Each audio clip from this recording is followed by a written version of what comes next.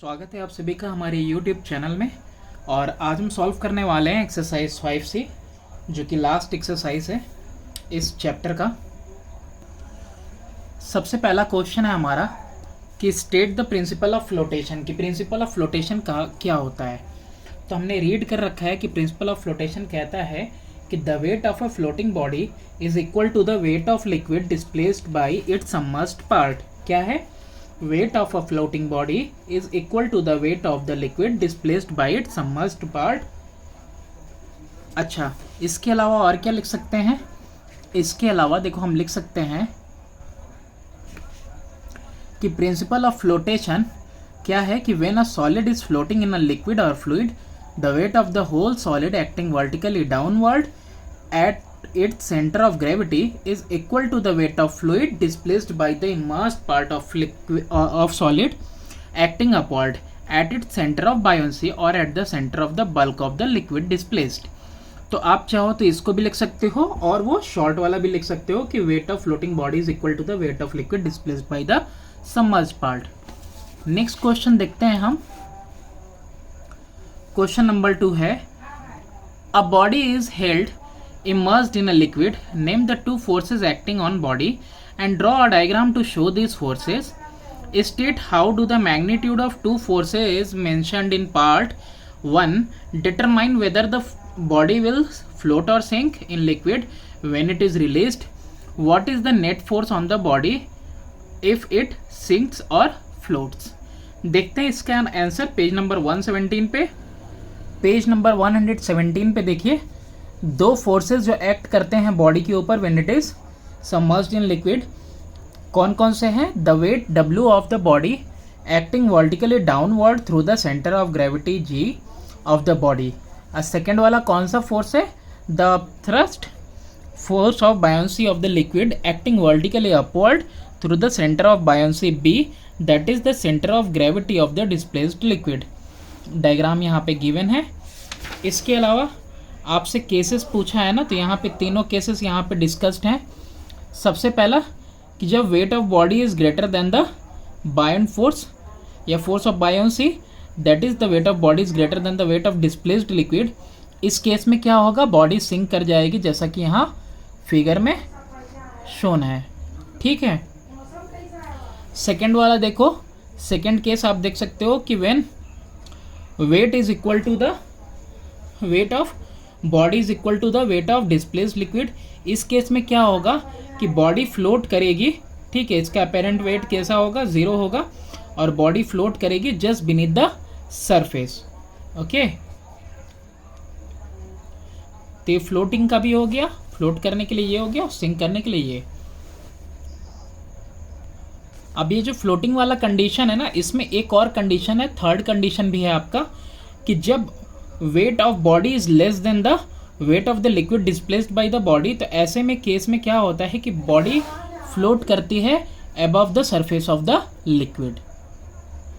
Question number 3 है, when a piece of wood is suspended from the hook of a spring balance, it reads 70 gram force, the wood is now lowered into the water, what reading do you expect on the scale of the spring balance. तो यहाँ पे दिया ही हुआ है कि the piece of wood will float on water and while floating apparent wait कितना हो जाएगा? 0 हो जाएगा। तो देखो यहाँ पे क्या होगा, आपका जो the piece of wood will float on water, और जब फ्लोट करेगा अपेरेंट वेट 0 होगा, क्योंकि अपेरेंट वेट होता क्या है? True wait minus upthrust. तो ये कितना आ जाएगा? 0 आ जाएगा। क्वेश्चन नंबर 4 है, a solid iron ball of mass 500 gram is dropped in mercury contained in a beaker. Will the ball float or sink? Give reason. What will be the apparent weight of ball? Give reason. तो इसमें देखो answer क्या होगा कि ball float करेगा, क्योंकि density of ball यानी कि आयरन का less than the density of mercury. Mercury की डेंसिटी ज़्यादा है, आयरन के बॉल की डेंसिटी कम है, इसलिए फ्लोट करेगा। और सेकेंड वाला अपेरेंट वेट कितना होगा? तो उसका apparent weight will be equal to 0।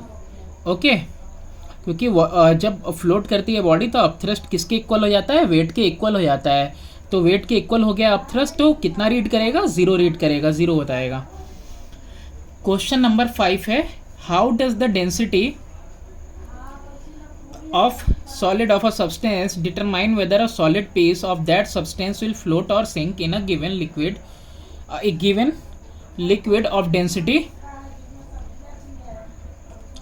वो डेंसिटी ऑफ लिक्विड है, ये इसको रो बोलते हैं। तो देखो क्या कंडीशन है, बॉडी तब फ्लोट करेगी जब या तो इक्वल रहे लिक्विड की डेंसिटी या फिर ग्रेटर देन रहे सॉलिड की डेंसिटी से, और सिंक कब करेगा जब सॉलिड की डेंसिटी ग्रेटर रहेगी लिक्विड की डेंसिटी से। तो ये सिर्फ इस कंडीशन में वो सिंक करेगा, बाकी दोनों कंडीशन में एक बार बीनीथ फ्लोट करेगा और एक बार अबव द सरफेस फ्लोट करेगा। क्वेश्चन नंबर 6 देखते हैं हम। Explain why N iron nail floats on mercury but it sinks in water. अभी इससे पहले भी हमने देखा आयरन बॉल के लिए, यहाँ देखा हुआ है। तो डेंसिटी आयरन का क्या है, less than that of mercury but more than that of water. तो इसलिए आयरन की डेंसिटी मरकरी से कम है तो मरकरी में फ्लोट करेगा, लेकिन वाटर से ज़्यादा है तो वाटर में डूब जाएगा। क्वेश्चन नंबर 7 है, a body floats in a liquid with a part of it submerged inside liquid, is the weight of floating body is greater than और इक्वल टू और लेस देन अपथ्रस्ट। ऐसे condition में upthrust is equal to weight of the body. Okay, तो body का weight कितना हो जाएगा, equal to upthrust. Next है 8th question, a homogeneous block floats on water partly immersed completely immersed. दो cases दिए हैं। In each case state the position of the centre of the buoyancy B with respect to the centre of gravity G of the block. अब देखो first case में जब partly immerse होगा तो B कहाँ लाई करेगा, विल लाई वर्टिकली बिलो जी, जी के just नीचे लाई करेगा। ओके, नेक्स्ट वाला है कि जब कंप्लीटली इमर्स करेंगे तो क्या हो जाएगा, जो बी होगा वो कंसाइड करेगा जी के साथ। नेक्स्ट क्वेश्चन है, और ये आपको गिवन भी है। देखो कंप्लीटली इमर्स्ड में क्या कर रहा है, कंसाइड कर जा रहा है, और पार्टली इमर्स्ड में क्या कह रहा है, जो वो किसके नीचे है, बिलो है। ठीक है, जी के बिलो है। अब देखो क्वेश्चन नंबर हम लोग देखते हैं 9th। In figure 5.15 shows the same block of wood floating in 3 different liquid A, B, C. There are 3 different liquid. Density P1, P2 और P3 है। Which liquid has the highest density? Give reason for your answer। तो भाई C के पास highest density है क्योंकि जो piece of block है वो सबसे कम सबमर्ज किस में है, C में है। अब यहाँ पे तुमको दिया हुआ है नेक्स्ट पेज पे रीजन भी।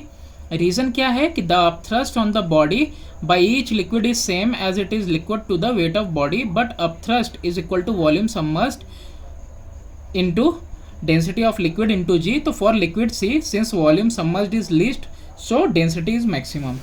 तो देखा ना यहाँ पे जितना कम इसके अंदर डूबा हुआ है इसका मतलब उसकी डेंसिटी उतनी ज़्यादा और उतना ज़्यादा वो अपथ्रस्ट जो है दे रहा। Question number 10th। Question number 10th है आपके पास कि draw a diagram to show the forces acting on a body floating in water with its some part submerged, name the forces and how their points of application, how is the weight of water displaced by floating body related to the weight of the body itself. Page number 118 पे इसका answer है। तो देखो यहाँ पे जब body float करती है वाइल फ्लोटिंग, एक वेट होता है W जो एक्ट करता है at the centre of gravity G of the body, while एक अपथ्रस्ट होता है that is upthrust FB act करता है at the centre of buoyancy B which is vertically below G, and weight is equal to the upthrust that is force of buoyancy only due to the submerged part of the body. और ठीक है, तो ये दोनों कौन कौन से forces हुए, एक वेट ऑफ द बॉडी हो गया, दूसरा हो गया बायोन्ट फोर्स। ये दो फोर्सेस एक्ट करते हैं। कैसे एक्ट करते हैं वो भी यहाँ पे दिया ही हुआ है। और इस कंडीशन में होगा क्या कि weight of the floating body will be equal to weight of liquid displaced by the submerged part of body, या फिर कह सकते हो आप W is equal to FB यानी बायोन्ट फोर्स। क्वेश्चन नंबर 11 है कि what is the centre of buoyancy. Centre of buoyancy क्या होता है, स्टेट करो इसकी position for a floating body with respect to the centre of gravity of body. देखो इसका आंसर होगा कि सेंटर ऑफ बायोन्सी होता क्या है, it is the centre of gravity of the liquid displaced by the body. The upthrust और buoyant force is equal in magnitude, magnitude में equal होगा to the weight of the liquid displaced. This force has a tendency to make the body float, और यही वो force होता है जो कि बॉडी को क्या कराता है, फ्लोट कराता है। क्वेश्चन नंबर 12 है, अ balloon filled with helium gas floats in a big closed jar which is connected to an evacuating pump. What will be your observation if air from jar is pumped out? Explain your answer. तो देखो observation क्या होगा, जो balloon होगा वो sink कर जाएगा। अच्छा, क्यों सिंक करेगा जबकि उसमें हीलियम है? अच्छा ठीक है, क्योंकि as air is pumped out of jar, जैसे जैसे एयर निकालोगे, पंप आउट करोगे जार से, डेंसिटी एयर का क्या होगा, जार में डिक्रीज करेगा, तो अब थ्रस्ट ऑन बैलून क्या करेगा, डिक्रीज कर जाएगा। अच्छा, तो फिर हीलियम को क्या होगा, हीलियम की डेंसिटी क्या होती है, कम होती है ना एयर से, तो जब एयर पंप आउट हो जाएगा तो क्या हो जाएगा, अब थ्रस्ट बैलून का डिक्रीज कर जाएगा, और इसकी वजह से जो है वेट बैलून का एक्सीड कर जाएगा अब थ्रस्ट से, और वो डाउन आ जाएगा। ठीक है, नीचे आ जाएगा। भाई एयर रहता तो एयर की डेंसिटी क्या होती है, ज़्यादा होती है, किससे, हीलियम से, तो बैलून फ्लोट करता। लेकिन जब पूरा का पूरा एयर ही पंप आउट हो गया है तो फिर उसके बाद वो फ्लोट नहीं करेगा बल्कि नीचे आ जाएगा, सिंक कर जाएगा। क्वेश्चन नंबर 13 है, a block of wood is so loaded that it just float in water at room temperature. ऐसा लोड किया गया कि जस्ट फ्लोट करता है वाटर पे रूम टेम्परेचर में। What change will occur in the state of flotation if some salt is added to water and water is heated? दो condition है, दोनों कंडीशन में देखो, पहला वाला है कि float with some part outside water. अगर सॉल्ट उसमें ऐड कर दिया वाटर में तो क्या हो रहा है, फ्लोट करेगा कुछ पार्ट के साथ। ऐसा इसलिए होगा क्योंकि नमक की जाने की वजह से क्या हो जाएगा, डेंसिटी इंक्रीज कर जाएगा वाटर का, और अपथ्रस्ट ब्लॉक पे इंक्रीज कर जाएगा, तो हेंस जो है ब्लॉक क्या करेगा, और राइज कर जाएगा सॉल्टी वाटर में, और सबमर्ज पार्ट भी उसका जो है कम हो जाएगा, and that will be equal to the weight of the block. Second condition है कि वाटर हीट करेंगे तो क्या होगा, तो भाई जब हीट करेंगे ना तो सिंक कर जाएगा। अब देखो क्यों सिंक कर जाएगा, क्योंकि on heating density of water क्या करेगा, डिक्रीज करेगा, तो अपथ्रस्ट ब्लॉक पे क्या हो जाएगा, डिक्रीज कर जाएगा, और वेट ऑफ ब्लॉक क्या करेगा, एक्सीड करेगा upthrust, due to which it sink. ठीक है, गर्म करने पे पानी की डेंसिटी क्या हो जाएगी, कम हो जाएगी। डेंसिटी कम हो जाएगी तो वुड क्या करेगा, ज़्यादा फोर्स लगाएगा ऊपर की तरफ से, अपथ्रस्ट डिक्रीज कर जाएगा और वो सिंक कर जाएगा। क्वेश्चन नंबर 14 है, a body of volume V and density PS float with volume V inside a liquid of density PL।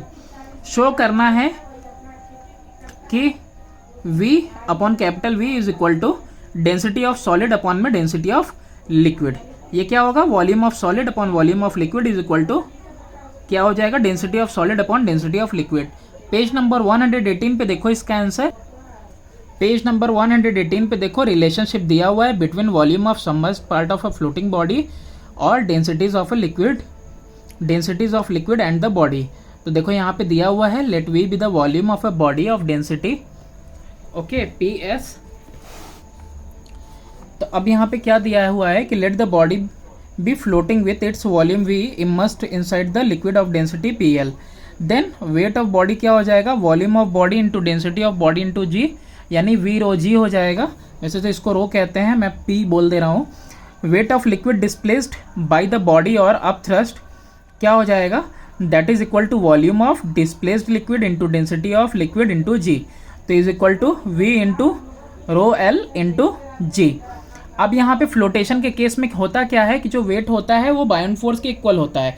इसका मतलब तुम्हारा जो वॉल्यूम है into density of solid into G is equal to volume submerged part वाला into density of liquid into G equal होगा, तो G से G cancel हो जाएगा, ये G कैंसिल हो जाएगा। तो देखो V को, कैपिटल V को इधर इस साइड लेके आएंगे तो V upon V is equal to density of solid upon में density of liquid. Okay, question number 14 है कि दो आइडेंटिकल पीसेस लिए हुए हैं। एक आइस का हमने लिया है जिसकी डेंसिटी 900 kg पर मीटर क्यूब है, दूसरा एक वुड लिया हुआ है जिसकी डेंसिटी 300 kg पर मीटर क्यूब है। फ्लोट करते हैं वाटर पे। विच of the two will have more volume submerged inside water. दोनों में से जिसकी डेंसिटी ज़्यादा होगी वही ज़्यादा सबमर्ज होगा वाटर में, यानी density of ice is more than density of would, therefore ice will ये आइस ज़्यादा जो है सबमर्ज होगा वाटर में। सेकंड पूछ रहा है कि which of the two will experience more upthrust due to water. तो जो जितना ज़्यादा सबमर्ज होगा उतना ज़्यादा उसके ऊपर अपथ्रस्ट लगेगा, यानी अगेन आइस जो होगा उसके ऊपर ज़्यादा अपथ्रस्ट लगेगा ड्यू टू वाटर, क्योंकि वो ज़्यादा डिप तक नीचे की तरफ गया हुआ है। क्वेश्चन नंबर 16 है कि why is the floating ice less submerged in brine than in water. कि जो फ्लोटिंग आइस होता है वो कम सबमर्ज होता है ब्राइन में देन इन वाटर। तो ऐसा इसलिए भैया क्योंकि डेंसिटी जो ब्राइन की होती है ज़्यादा होती है डेंसिटी ऑफ वाटर से, तो वाटर में इसीलिए जो है ज़्यादा सबमर्ज होता है और ब्राइन में कम सबमर्ज होता है। जितनी ज़्यादा डेंसिटी रहेगी उतना ही कम वॉल्यूम सबमर्ज होगा। क्वेश्चन नंबर देखते हैं आप 17। क्वेश्चन नंबर 17 में है a man first swims in sea water and then in river water. Sea water salty, river water fresh water. Compare the weights of sea water and river water displaced by him. ठीक है, next है where does he find it easier to swim and why. तो दोनों में जो water उसने displace किया वो 1:1 का ही रेशियो होगा, क्योंकि दोनों केस में ही weight of water displaced equal होगा वेट ऑफ मैन के। ठीक, तो इसमें डिफरेंस नहीं आएगा, दोनों में 1:1 का रेशियो होगा। अब कहाँ पे उसको आसान लगेगा स्विम करना, तो भाई वाटर में, सी वाटर में, क्योंकि सी वाटर की डेंसिटी ज़्यादा है okay then that of river water. तो इसीलिए जो अपना वेट वो बैलेंस कर लेगा सी वाटर में इजीली, है ना, क्योंकि सी वाटर में क्या होगा लेस सबमर्ज पार्ट होगा उसकी बॉडी का, जबकि क्या होगा रिवर वाटर में ज़्यादा बॉडी का पार्ट सबमर्ज होगा। क्वेश्चन नंबर 18 है an iron nail sinks in water while an iron ship floats on water, explain the reason. Iron nail sink करता है वाटर में और जबकि एक आयरन शिप फ्लोट करता है वाटर पे, तो इसका रीजन बताओ पेज नंबर 119 पे। तो देखो यहाँ पे क्या है, अगर हम प्लेस करते हैं iron nail surface of water पे सिंक कर जाता है because density of iron is greater then that of water. तो वेट ऑफ नेल जो है अपथ्रस्ट ऑफ वाटर से जो है ज़्यादा हो जाता है, जो कि अपथ्रस्ट एक्ट कर रहा है उस नेल पे। अब देखो ऑन द अदर हैंड जो कि शिप बना हुआ है आयरन का वो सिंक नहीं कर रहा है, तो इसका रीज़न देखो इस पैराग्राफ में गिवन है। क्या है, this is because the ship is hollow and empty. बिल्कुल हॉलो है और एम्प्टी स्पेस है, उसके अंदर ढेर सारा एयर है और मेक्स इट्स वॉल्यूम लार्ज, और उसका वॉल्यूम लार्ज हो रहा है। तो पूरा जो एवरेज डेंसिटी हुआ वो वाटर के कंपैरिजन में क्या हुआ, वो कम हुआ। तो therefore even a small portion of ship submerge in water. तो इसीलिए शिप का एक स्मॉल पोर्शन ही बस सबमर्ज होता है वाटर में, और वेट ऑफ वाटर जो डिस्प्लेस होता है सबमर्ज पार्ट ऑफ शिप से वो इक्वल आ जाता है टोटल वेट ऑफ शिप के, और इसीलिए क्या करता है वो फ्लोट करता है। मतलब पूरे सॉलिड का अगर हम आयरन शिप बनाएंगे, पूरा टोटल सॉलिड अगर रहे तो वो सिंक कर ही जाएगा, लेकिन उसके अंदर क्या दिया है हमने, हॉलो और एम्प्टी स्पेस दिया है जिसमें कि एयर भरा हुआ है और एयर की डेंसिटी बहुत ही कम है देन दैट ऑफ वाटर। तो वो जो आयरन है और जो एयर है पूरा फुल वॉल्यूम मिला के भी क्या हो रहा है, वाटर की डेंसिटी से कम रह रहा है। तो इसीलिए क्या कर रहा है, वाटर ज़्यादा अपथ्रस्ट प्रोवाइड करेगा और जो है सबमर्ज पार्ट जो है इतना अपथ्रस्ट उसको मिलेगा कि जो आपका शिप है वो फ्लोट करेगा पानी में। क्वेश्चन नंबर 19 है कि what can you say about the average density of a ship floating on water in relation to the density of water. अब देखो जो एवरेज डेंसिटी शिप का होगा वो कम ही होगा किससे, then density of water.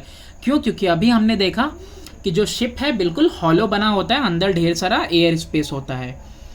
Question number 20 a piece of ice floating in a glass of water melt but the level of water in glass does not change, give reason. तो देखो होता क्या है कि आइस जो होता है ना वो कॉन्ट्रैक्ट होता है मेल्ट करने पे, इसीलिए जो है बहुत ज़्यादा चेंज आपको दिखाई नहीं देगा ग्लास के अंदर। और जो ये क्या बोलते हैं, आइस का जो सबमर्ज पार्ट होता है ना पानी के अंदर, पहले ही बहुत ज़्यादा पोर्शन होता है, एटलीस्ट 4/5 पोर्शन जो है पानी के नीचे रहता है और 1/5 पोर्शन ही खाली आपको दिखाई देता है। तो इसीलिए पहले ही से वो उतना वॉल्यूम घिरा हुआ था, तो इसीलिए क्या करेगा वो जब मेल्ट करेगा तो ऑब्वियसली वो कॉन्ट्रैक्ट भी कर रहा है और पहले ही से उसका वॉल्यूम उसके अंदर नीचे भी है वाटर लेवल के नीचे, तो इसीलिए कोई फर्क आपको नहीं दिखता है। नेक्स्ट है question number 21 A boy is held inside water contained in a vessel by tying it with a thread to the base of the vessel. Name the three forces that keep the boy in equilibrium and state the direction in which each force act. तो देखो जब held किया गया है water को, held किया गया inside water content in a vessel, तो वेट ऑफ बॉय जो होगा वर्टिकली डाउनवर्ड लगेगा, अपथ्रस्ट जो होगा वो वर्टिकली अपवर्ड लगेगा, और टेंशन जो थ्रेड के अंदर होगा वर्टिकली डाउनवर्ड लगेगा. नेक्स्ट है क्वेश्चन नंबर 19 कि एक लोडेड कार्गो शिप जो है सो सेल करता है from sea water to river water. तो अपना ऑब्जर्वेशन बताओ कि उस समय तुमको क्या ऑब्जर्व होता है, क्या होता है. पेज नंबर 191 पे देखो, 119 पे ऑब्जर्वेशन एक लाइन में भी लिख सकते हो, और वो क्या है, a ship begins to submerge more as it sails from sea water to river water. ठीक है, एक सिंगल लाइन में भी लिख सकते हो, लेकिन यहाँ पे पूरा दिया हुआ है कि जो वाटर ऑफ रिवर होता है लो डेंसिटी का होता है देन दैट ऑफ सी, क्योंकि सी वाटर में नमक है. The density of water of different sea is also different. अलग अलग समुद्रों का भी अलग अलग होता है, इसीलिए जब शिप सेल करता है एक सी से हायर डेंसिटी से एक ऐसे सी में जो लोअर डेंसिटी का है, तो होता क्या है, ये फर्दर सिंक कर जाता है. ठीक है, लोअर डेंसिटी वाले में. और रीज़न इसका यही है, law of flotation. To balance the weight of the ship a greater volume of water is required to be displaced. Density जितना कम रहेगा पानी का, जो सबमर्ज पार्ट रहेगा शिप का उतना ज़्यादा रहेगा. डेंसिटी जितना ज़्यादा रहेगा लिक्विड का, सबमर्ज पार्ट उतना ही कम रहेगा आपके शिप का. क्वेश्चन नंबर 23 का में कई सारे पार्ट हैं, 6 पार्ट हैं. सबसे पहला है कि एक्सप्लेन करो कि iceberg floating in sea water are dangerous for ships. Page 121 पे देखो, आइसबर्ग लाइटर होते हैं देन वाटर, तो फ्लोट करते हैं वाटर पे with their major part nearly 90% inside water and only a small part 10% outside the water. Since the portion of iceberg inside water surface depend upon the density of sea water. कि कितना ऊपर दिखाई दे रहा है वो depend करता है सी water की डेंसिटी पे. तो देयरफॉर जो ड्राइवर होता है शिप का, उसको डिफ़िकल्ट होता है एस्टिमेट करना साइज आइसबर्ग का. अब देखो मैं तो 4/5 ही बता रहा था, यहाँ पे देखो 90%, कभी कभी 90% वॉल्यूम जो है किसका, आइस का, वो नीचे है. अब वो ऊपर से छोटा सा दिख रहा है. अब ड्राइवर ने सोचा कि चलो यार मेरी शिप क्या करेगी, उसको तोड़ फोड़ देगी. पता चला नीचे में क्या है, बहुत बड़ा सा था, और वो आइसबर्ग कोलाइड किया और शिप जो है ब्रेक किया. हो गया ना, शिप ब्रेक कर जाएगा ना अगर 90% वो पार्ट अगर नीचे की तरफ है जो कि दिखाई नहीं दे रहा है. और तो सबमर्ज पार्ट ऑफ शिप से वो जब टकराएगा तो शिप जो है आपका रेक हो जाएगा. इसीलिए जो है बहुत मुश्किल होता है उसको पता लगा पाना, और इसीलिए जो है आइसबर्ग क्या होते हैं, डेंजरस होते हैं.